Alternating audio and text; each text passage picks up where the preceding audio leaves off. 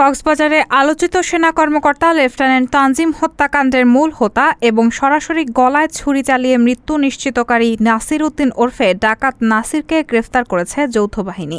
শুক্রবার ভোর ৫টায় চকরিয়ার মধ্যম কাহারিয়া ঘোনা এলাকায় অভিযান চালিয়ে ডাকাত নাসির এবং হত্যাকাণ্ডে তার অপর সহযোগী এনাম ডাকাতকে গ্রেফতার করা হয়।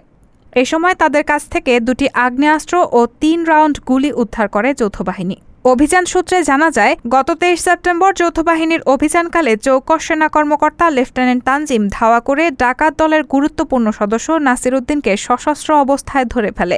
নাসিরকে ছাড়িয়ে নিতে ২-৩ জন ডাকাত মিলে লেফটেন্যান্ট তানজিমের ওপর হামলা করলে তিনি অত্যন্ত দক্ষতা, সাহস ও বীরত্বের সঙ্গে তা প্রতিরোধ করেন এবং ডাকাত নাসিরকে জাপটে ধরে রাখেন। এক পর্যায়ে হামলাকারীরা ধারালো ছুরি দিয়ে তার ওপর হামলা করে। এ সময় ডাকাত নাসির সুযোগ বুঝে হাতে থাকা ছুরি লেফটেন্যান্ট তানজিমের গলায় ঢুকিয়ে দিলে সঙ্গে সঙ্গে মাটিতে লুটিয়ে পড়েন তিনি। হত্যাকাণ্ডের পর খুনি নাসির উদ্দিন ও এনামুল হক সময় সুযোগ বুঝে সমুদ্রপথে বিদেশ চলে যাওয়ার পরিকল্পনা করে। এরই মধ্যে গোপন সংবাদের ভিত্তিতে যৌথ বাহিনীর বিপুল সংখ্যক সদস্যের সমন্বয়ে গঠিত আভিযানিক দল রাতভর অভিযান চালিয়ে তাদেরকে গ্রেফতার করে।